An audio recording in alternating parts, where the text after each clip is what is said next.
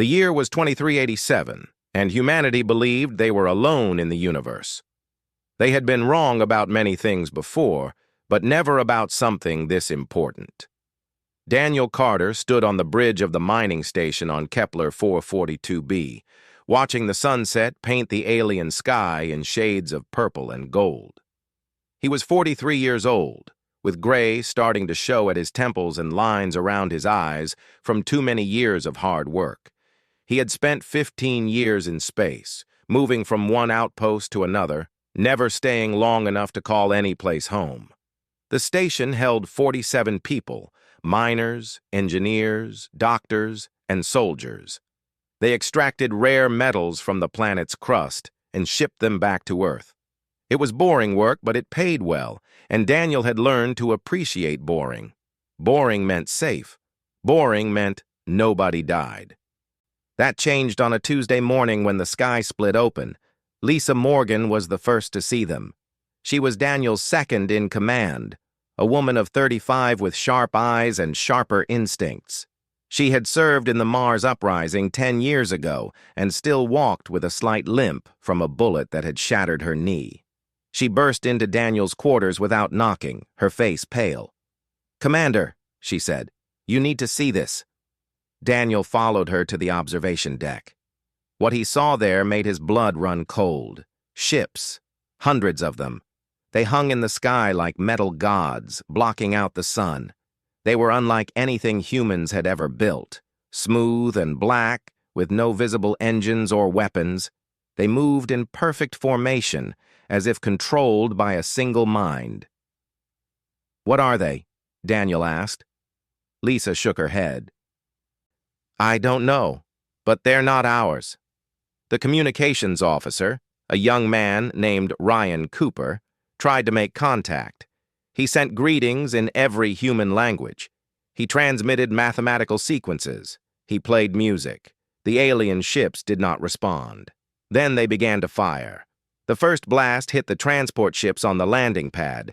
Daniel watched 3 vessels explode in balls of orange fire. The second blast destroyed the communications tower. The third hit the power station. In 60 seconds, the mining outpost was cut off from the rest of humanity. Daniel grabbed the emergency radio. "All personnel, get to the tunnels. Move now." The tunnels were old mining shafts that ran deep into the planet's crust. They had been abandoned years ago when the ore dried up, but Daniel had always kept them maintained. He believed in having options. He believed in having places to hide. The 47 people of the outpost ran for their lives. Daniel stayed behind with Lisa and Sergeant Kevin Price, a big man with hands like shovels and a temper to match. They watched the alien ships descend through the atmosphere. "We should go," Lisa said. "Not yet," Daniel replied. "I need to see what we're dealing with."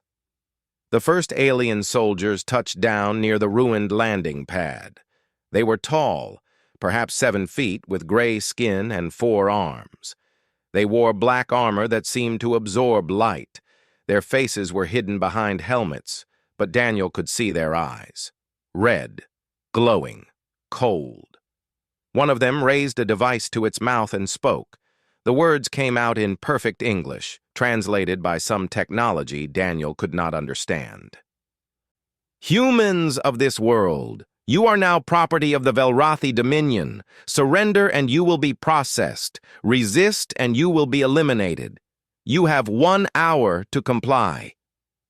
Kevin Price spat on the ground. "Processed, like cattle." Daniel said nothing. He was counting the soldiers. 200 on the ground, with more descending every minute. He looked at the weapons they carried, plasma rifles from the look of them, far beyond anything humans had developed. "We can't fight them," Lisa said quietly. "We have 30 security personnel with standard rifles. They have an army." "No," Daniel agreed. "We can't fight them in the open." He turned and walked toward the tunnel entrance. Lisa and Kevin followed. "Then what do we do?" Kevin asked. Daniel stopped at the tunnel door and looked back at the alien ships one more time. His jaw was set. His eyes were hard. We make them bleed for every inch of ground. We make this the most expensive piece of rock they've ever tried to take. And when they think they've won, we hit them again." Kevin smiled. It was not a nice smile. "I like that plan." They descended into the darkness. The tunnels were cold and damp, lit only by emergency lights that cast long shadows on the walls. Daniel found his people huddled in the main chamber, a cavern large enough to hold 100. Children cried. Adults whispered. Everyone was afraid. Dr. Christopher Lane approached Daniel. He was a thin man with gentle hands and tired eyes. He had been patching up miners for 20 years and had seen every kind of injury, but he had never seen anything like this. "Commander, what's happening? Who are those creatures?" "I don't know," Daniel admitted, "but they want us dead or enslaved. I'm not interested in either option." Amy Sullivan pushed through the crowd. She was young, barely 25, with red hair and freckles. She was also the best engineer on the station. She could build anything from anything. "Commander, I managed to grab some equipment before we ran. Welding tools, explosives, power cells. Not much, but it's something." Daniel nodded. "Good. We're going to need everything we can get." He climbed onto a rock so everyone could see him. The talking stopped. 46 pairs of eyes looked up at him, waiting. "I'm not going to lie to you," Daniel said. "We're in trouble. Those things up there have better weapons, better ships, and more soldiers than we can count. They've taken our communications and our transports. No one is coming to help us." The fear in the room grew thicker. Daniel let it sit for a moment before he continued. "But here's what they don't have. They don't have these tunnels. They don't know this planet like we do, and they don't know what humans are capable of when we're cornered." He paused and looked at their faces. Miners who had worked in dangerous conditions all their lives. Engineers who solved impossible problems every day. Soldiers who had trained for battles they never expected to fight. The first week was the hardest. The Velrathi sent soldiers into the tunnels on the second day. They came with lights and weapons, expecting to find frightened humans hiding in corners. Instead, they found traps. Amy Sullivan had worked through the night. She used mining explosives to rig the entrance tunnels. When the first squad of aliens stepped inside, she pressed a button. The explosion killed 8 of them and brought the ceiling down on 4 more. The Velrathi pulled back. They waited 2 hours. Then they sent more soldiers, this time with scanning equipment. Kevin Price was waiting for them. He had served in the Mars Uprising, where rebels had fought the Earth government in tunnels just like these. He knew how to move in darkness. He knew how to kill quietly. 3 aliens died before the others even knew he was there. By the end of the first week, the Velrathi had lost 47 soldiers. They had not killed a single human. High Commander Zorath watched the reports from his ship in orbit. He was old by Velrathi standards, over 300 years. He had conquered 11 worlds and processed over 2 billion souls. He had never lost a battle. This was not a battle, he reminded himself. This was pest control. The humans were hiding in holes like animals. Eventually, they would run out of food and water. Eventually, they would surrender. But the reports bothered him. 47 dead in 1 week, against creatures who had not even developed faster than light travel on their own. It was embarrassing. He ordered his soldiers to use gas. If the humans would not come out, they would suffocate in their tunnels. The gas came on day 9. It poured through the tunnel entrances, thick and yellow. It burned the lungs and the eyes. 3 humans died before they understood what was happening. Daniel Carter ordered the survivors deeper into the tunnels. Amy Sullivan worked with what little she had. She built air filters from mining equipment. She sealed sections of the tunnel with welded metal plates. It was not perfect, but it was enough. The gas killed 3. It should have killed them all. Zorath received the report and felt something he had not felt in a very long time. Confusion. On day 12, Daniel led a raid. They needed food. The emergency supplies were running low, and 44 people could not survive on hope alone.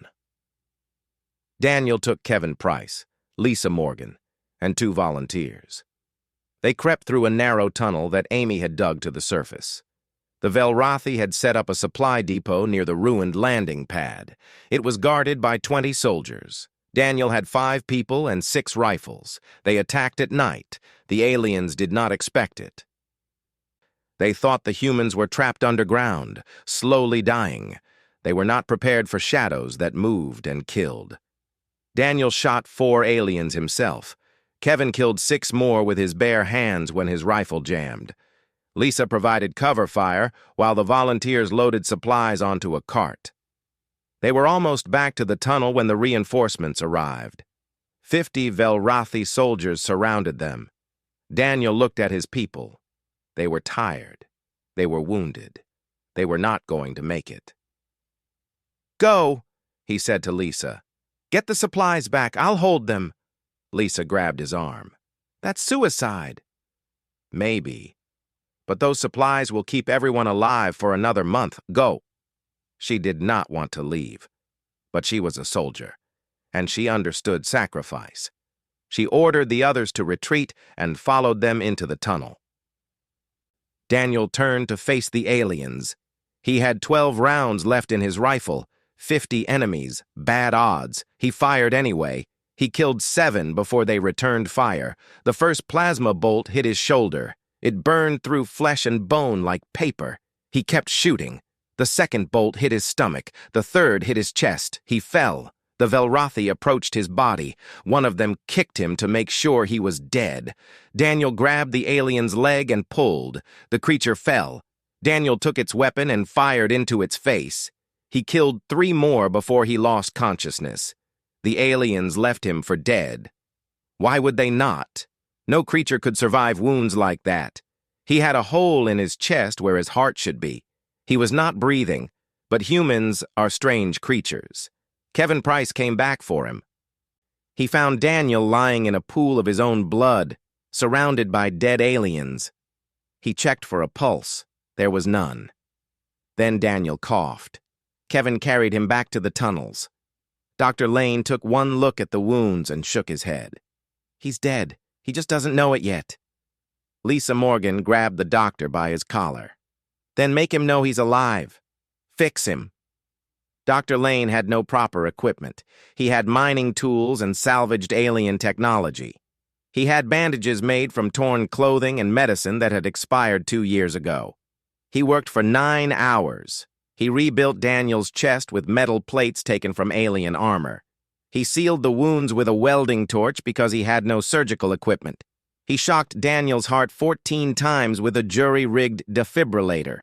On the 15th shock, Daniel's heart started beating. He woke up 2 days later. Lisa was sitting beside him, her eyes red from crying. "You should be dead," she said. Daniel tried to smile. It hurt too much. "What happened to the supplies?" "Safe. Everyone ate well for the first time in a week." Daniel nodded. He tried to sit up. Pain exploded through his chest, but he ignored it. He had learned a long time ago that pain was just information. It told you something was wrong. It did not mean you had to stop. "Help me up." Lisa stared at him. "You had a hole in your chest. You weren't breathing for 20 minutes. You need to rest." "I'll rest when they're dead. All of them. Help me up." She helped him up. Word spread through the tunnels. The commander had died and come back. The aliens had shot him through the heart, and he had killed them anyway. He was not human anymore. He was something else. Kevin Price started calling him the Immortal. It was meant as a joke, but nobody laughed. Above ground, the Velrathi heard the stories too. Their soldiers whispered about the human who would not die, about the monster in the tunnels who ate plasma bolts and kept fighting. High Commander Zorath dismissed it as superstition. Humans were weak creatures, fragile. They died easily. But more reports came in. The human leader had been seen leading another raid. He had been shot twice more. He had killed 11 soldiers and escaped. Zorath felt something new, something his species had almost forgotten: fear. The legend of the undying humans spread across the stars. On day 20, a Velrathi soldier captured during a raid was brought before Lisa Morgan for questioning. The creature was terrified. Its red eyes darted around the dark tunnel, searching for the monster it had heard so much about. Lisa sat across from it and smiled. It was not a friendly smile. "Where is he?" the alien asked. "Where is the immortal?" "Right behind you." The alien spun around. Daniel Carter stood in the shadows, his chest wrapped in bandages, his right arm hanging loose from a wound he had received that morning. He looked like death itself. "Hello," Daniel said. The alien screamed. They learned many things from that prisoner before it died. The Velrathi had conquered over 200 species across the galaxy. They had never met a species that refused to surrender. They had never met a species that kept fighting after death. The stories about Daniel had reached the Velrathi homeworld. Soldiers were refusing deployment to Kepler 442b. Commanders were making excuses to avoid the assignment. The Empress herself had asked questions about the strange human who could not be killed. Lisa found this amusing. Daniel did not. "We're still losing," he said. "We've killed 200 of them, but they've killed 12 of us. They can replace their dead. We can't." He was right. The 47 had become 35. Each death hurt more than the last. Each funeral in the dark tunnels reminded them of how few they were and how many enemies waited above. But they kept fighting. They had no other choice. On day 30, the Velrathi changed tactics. High Commander Zorath had requested reinforcements. His superiors had denied him, so he used his own resources. 5,000 soldiers descended on Kepler 442b. They brought heavy weapons, armored vehicles, and drilling equipment. If the humans would not come out of the tunnels, Zorath would dig them out. Amy Sullivan heard the drills from a mile away. She ran to Daniel with the news. "They're coming through the rock," she said. "Multiple locations. We have maybe 2 days before they breach the main cavern." Daniel closed his eyes. He had been awake for 30 hours. His body screamed for rest. He ignored it like he always did. "Can you collapse the tunnels? Slow them down?" Amy shook her head. "If I collapse the wrong section, we'll trap ourselves, and I don't have enough explosives left." Daniel thought for a long moment. Then he made a decision. "We're not going to wait for them. We're going to attack their drilling sites." Kevin Price grinned. "Now, you're talking." Lisa Morgan did not grin. "That's suicide. They have 5,000 soldiers up there. They have 5,000 soldiers spread across a dozen drilling sites. We hit them one at a time, fast and hard. We destroy their equipment and disappear before reinforcements arrive." It was a desperate plan. But desperation was all they had left. The first raid went better than expected. Daniel led 15 people through a side tunnel to a drilling site guarded by only 50 soldiers. They attacked at dawn, when the aliens were changing shifts. They killed 30 and destroyed 2 drilling machines before vanishing back into the earth. The second raid was harder. The Velrathi had learned. They had doubled their guards and set up sensor equipment. Daniel lost 2 people getting in and 3 getting out. The third raid nearly killed him again. They were attacking the largest drilling site guarded by 300 soldiers. Daniel knew it was too many. He went anyway because that drill was 2 hours from breaking through to the main cavern. The fight lasted an hour. Daniel was shot 4 times. He kept fighting. Kevin Price took a plasma bolt to the face. He survived only because the shot was partially deflected by his helmet. Amy Sullivan broke her leg falling into a trench. But they destroyed the drill. Daniel carried Amy back to the tunnels himself. His body was more wound than flesh by that point. Dr. Lane took one look at him and started swearing. "You've lost half your blood. Your right arm is barely attached. I can see your ribs through the holes in your chest."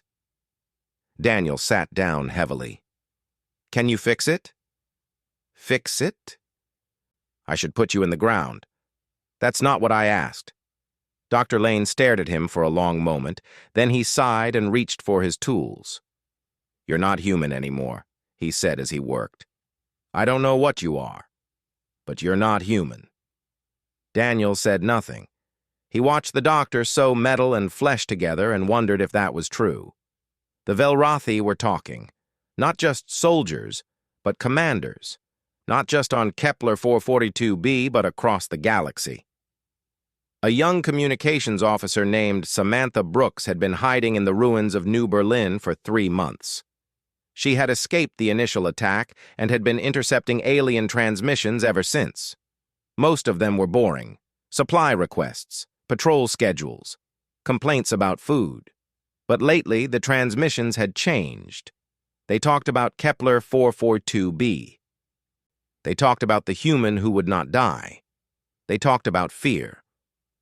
Samantha recorded everything and sent it to the resistance cells scattered across human space.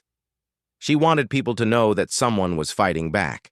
She wanted them to know that the aliens were not invincible. The recordings spread like fire. Humans on a dozen worlds heard about Daniel Carter. They heard about the 47 who had become 30. They heard about the tunnels, the raids, and the mountain of alien dead. For the first time since the invasion, humans began to hope. On Kepler 442b, Daniel knew nothing of this. He was too busy staying alive. The Velrathi had brought more drills, more soldiers, more weapons. Zorath himself had come down from orbit to take command. He was done with failure. He was done with excuses. He was going to crush these insects personally. Daniel watched the alien forces gathering from a hidden observation post.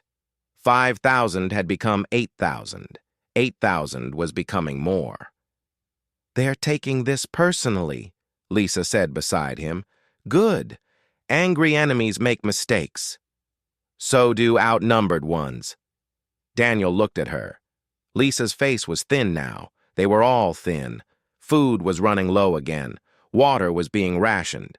3 more people had died from infections that would have been easy to treat with proper medicine. Day 73. 17 humans remained alive. Daniel Carter stood at the entrance of the main cavern, looking at the faces of the people who had followed him into hell. They were thin, tired, and wounded. Most of them had lost friends. All of them had lost hope. Lisa Morgan sat against a rock, cleaning a rifle that had jammed twice in the last raid. Kevin Price was sleeping on the cold ground, his face still scarred from the plasma bolt that had almost killed him. Amy Sullivan was working on something in the corner, her broken leg wrapped in splints made from alien metal. Dr. Lane was checking on the wounded, though he had no medicine left to give them. These were his people. These were the ones who had survived. Daniel wanted to tell them they would be okay. He wanted to promise them rescue, victory, hope. But he had never been a liar, and he was not going to start now. "Listen up," he said. The cavern went quiet. 17 pairs of eyes turned to him.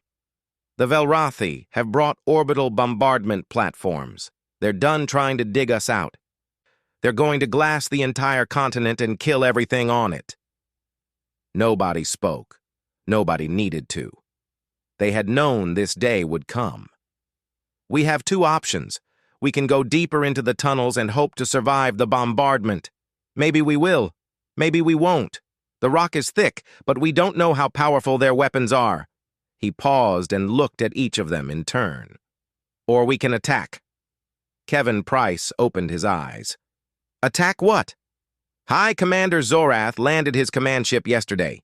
It's sitting 2 miles north of here, guarded by 2,000 soldiers. If we can destroy it, the bombardment platforms won't receive orders. They might hold fire. They might not. But at least we'll take that monster with us." Lisa laughed. It was not a happy sound. 13 able-bodied fighters against 2,000 soldiers and a warship. Those are bad odds, Daniel. "I know. That's why I'm not ordering anyone to come. This is volunteer only. Anyone who wants to hide and hope for the best can stay here. I won't think less of them." For a long moment, nobody moved. Then Lisa stood up. I didn't come this far to die hiding in a hole. Kevin rose to his feet. Me neither. One by one, they stood. Amy Sullivan hobbled over on her broken leg. Dr. Lane put down his empty medical bag. Even the wounded pushed themselves upright. 13 people, all volunteers, all ready to die. Daniel felt something in his chest that he had not felt in a long time. Pride. All right, he said. Let's go kill some aliens. They left at midnight. The 4 who could not fight stayed behind in the deepest part of the tunnels. Daniel told them to wait 3 days. If no one came back, they should try to find water and hold out as long as possible. No one expected to come back. The journey to the command ship took 2 hours. They moved through tunnels that Amy had mapped over months of hiding. They crawled through gaps in the rock that the Velrothi did not know existed. They emerged from a cave mouth half a mile from their target. The command ship was massive. It sat on the scorched ground like a black mountain lit by spotlights that turned night into day. Soldiers patrolled its perimeter. Gun turrets scanned the sky. It was a fortress. Daniel studied it through binoculars taken from a dead alien officer. The reactor is in the rear section, Amy said. If we can get inside and set charges, we can blow the whole thing. Getting inside is the problem, Lisa replied. That's a lot of guards. Daniel lowered the binoculars.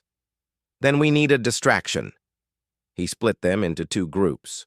7 would attack the front of the ship, drawing as many soldiers as possible. 6 would circle around and enter through a maintenance hatch that Amy had identified from stolen blueprints. Daniel led the distraction team. Lisa led the assault team. Don't wait for us, Daniel told her. Get in, plant the charges, and get out. We'll keep them busy as long as we can. Lisa grabbed his hand. They had fought together for 73 days. They had saved each other's lives more times than either could count. There was nothing left to say. See you on the other side, she said. Daniel nodded. One way or another. They attacked at dawn. Daniel's team hit the front gate with everything they had. Grenades, rifles, improvised explosives. The Velrothi were caught off guard. They had not expected the humans to leave their tunnels. They had not expected an attack. Daniel killed 20 soldiers in the first 5 minutes. Kevin killed more. They moved like ghosts, striking and vanishing, drawing more and more aliens toward the front gate. The plan was working. Inside the ship, Lisa's team moved through corridors that smelled of metal and something bitter that might have been alien blood. They met resistance. 2 of her people died in the first firefight, but they kept moving. The reactor room was guarded by 50 soldiers. Lisa had 4 people left. Options? She asked. Amy Sullivan, limping on her broken leg, held up a bag of explosives. 1 option. I go in alone. I blow the reactor. You get out. That's not an option. It's the only option. I can't run anyway. She smiled, and for a moment she looked like the young engineer who had joined the station 2 years ago, full of hope and dreams. Let me do something that matters, Lieutenant. Lisa wanted to argue. She wanted to find another way. But there was no other way. There never had been. Give them hell, she said. Amy Sullivan walked into the reactor room. She killed 8 soldiers before they cut her down, but her finger was already on the detonator. The explosion shook the entire ship. Outside, Daniel felt the ground tremble. He saw fire erupt from the rear of the command ship. He knew what it meant. Fall back, he ordered. Everyone fall back. But the Velrothi were everywhere now. Hundreds of them, pouring out of the damaged ship, desperate for revenge. Daniel's team was surrounded. They fought anyway. Daniel took a plasma bolt to the knee. He kept fighting. He took another to the chest. He kept fighting. His mechanical arm, built by Amy from salvaged alien parts, was torn off by an explosion. He picked up a knife and kept fighting. High Commander Zorath found him in the chaos. The alien was 7 feet tall, covered in armor, carrying a blade that glowed with energy. "You are the immortal," Zorath said. Daniel spat blood. "And you're the idiot who thought humans were easy prey." They fought. Daniel was wounded, exhausted, and armed with only a knife. Zorath was fresh, armored, and trained for centuries of combat. It did not matter. Daniel caught the alien's blade arm with his remaining hand. He ignored the pain as energy burned his flesh. He pulled Zorath close and drove his knife into the gap in the alien's armor. Then he twisted. Zorath fell. The High Commander of the Velrothi forces on Kepler 442b died with a human's hand around his throat and a human's knife in his heart. Around them, the battle continued. But something had changed. The Velrothi had seen their commander fall. They had seen the undying human kill their greatest warrior. For the first time in their history, they ran. When the dust settled, 4 humans remained standing. Daniel Carter, Lisa Morgan, Kevin Price, and a young private named Gregory Patterson, who had joined the station 3 months before the invasion. The command ship burned behind them. The orbital platforms, receiving no orders, held their fire. The bombardment never came. They had won.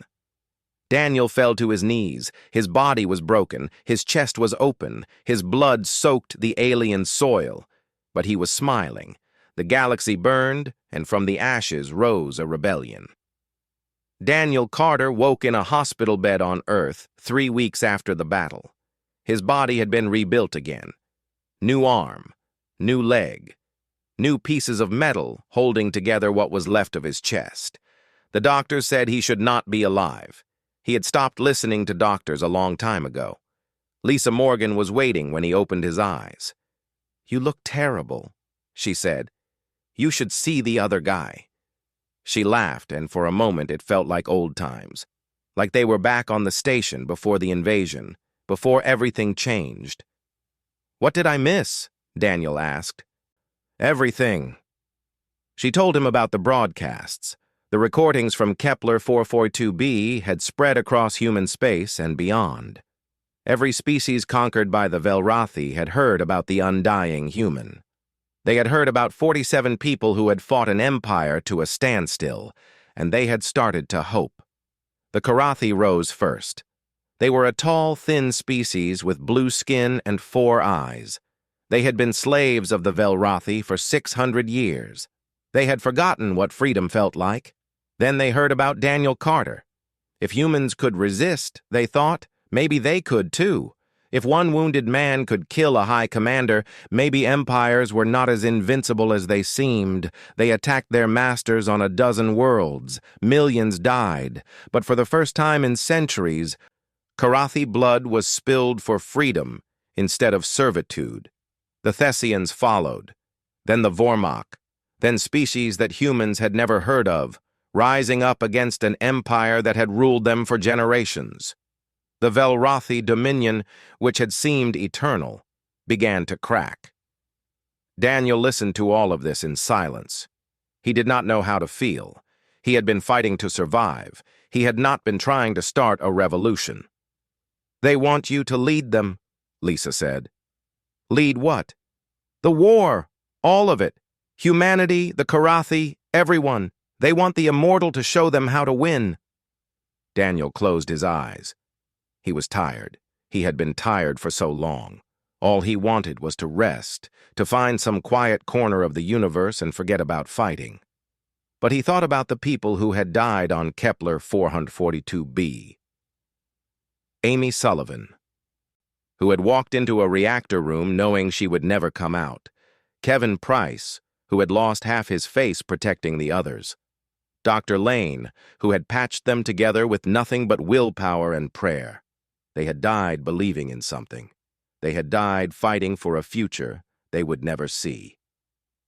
Daniel opened his eyes. "Tell them I'm in." The war lasted 5 years. Daniel Carter led fleets into battle across 1,000 star systems. He was shot, stabbed, burned, and blown up more times than anyone could count. He lost both arms at the Battle of Thessia Prime and had them rebuilt in a field hospital while the fight continued around him. He lost an eye at the siege of Karathi and wore a patch for 3 months until a surgeon could clone him a new one. He never stopped fighting. The Velrathi called him a demon. Their soldiers whispered his name in fear. Their commanders refused assignments if they thought he might be involved. An empire that had never known defeat was learning what it felt like to lose. But it was not just Daniel. It was all of humanity. Humans fought differently than other species. They did not surrender when victory was impossible. They did not flee when the odds were against them. They kept coming, wave after wave, dying by the millions but never stopping. The Velrathi had conquered species that were smarter, stronger, and more advanced, but they had never conquered anything like humans. Lisa Morgan became a general. She led ground forces on 50 campaigns and never lost a battle. Kevin Price commanded a special operations unit that struck fear into Velrathi hearts. Even Samantha Brooks, the communications officer who had spread the original recordings, became a symbol of resistance. Humanity was not alone anymore. They had allies now. Species who had given up hope were fighting again. Species who had never lifted a hand against their masters were taking up arms. The Dominion was falling. The final battle took place above Earth.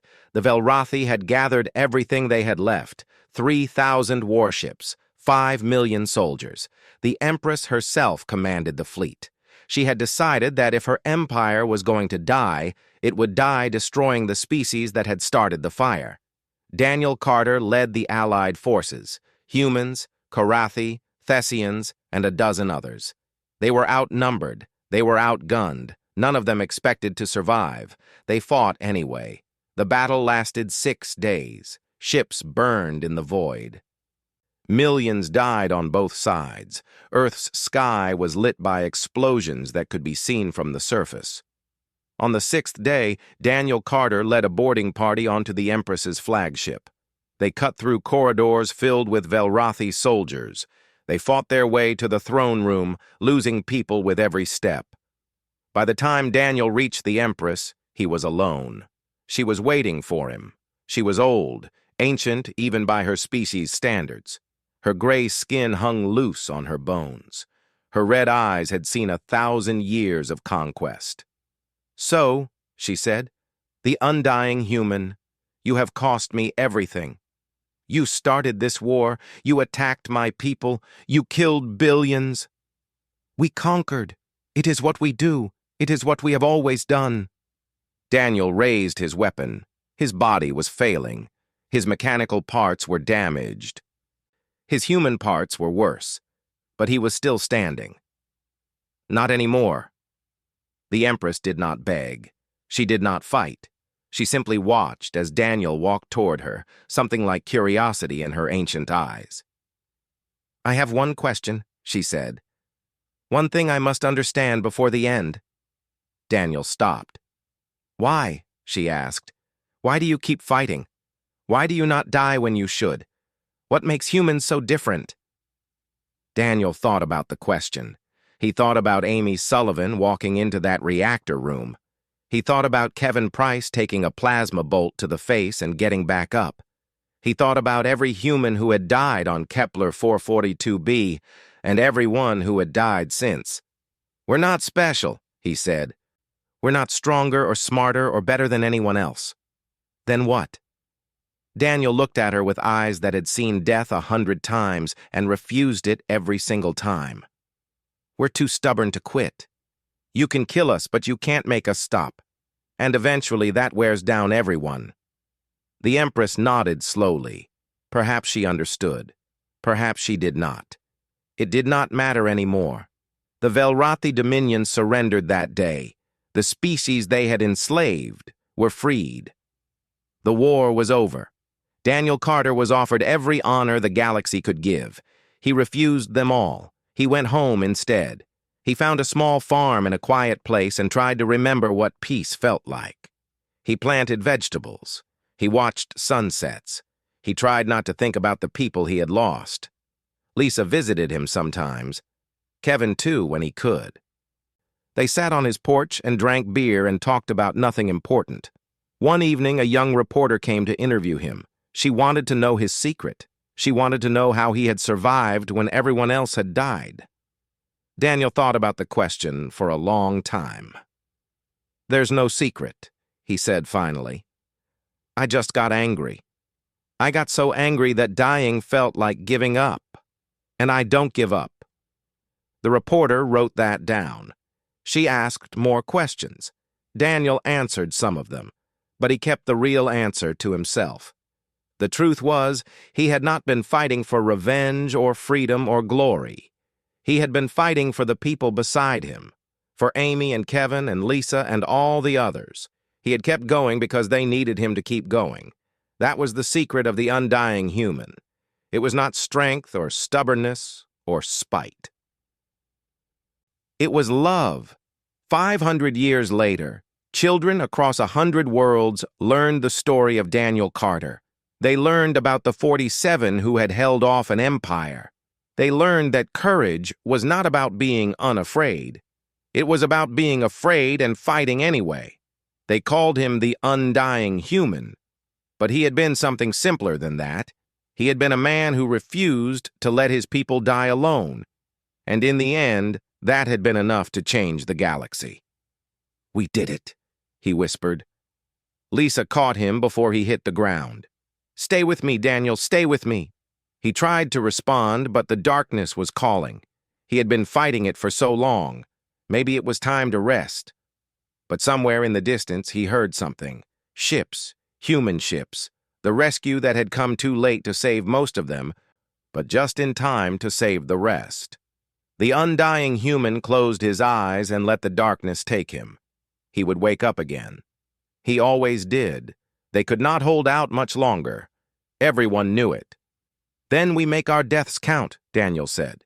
"We make them pay so much for this rock that they think twice before attacking the next human colony." Lisa nodded. She understood. They all did. They were not fighting to win anymore. They were fighting to send a message. They were fighting so that the Velrathi would know that humans were not easy prey. And in doing so, they were about to change the galaxy forever. The Velrathi Empress watched the reports from her throne room. She saw the casualty figures.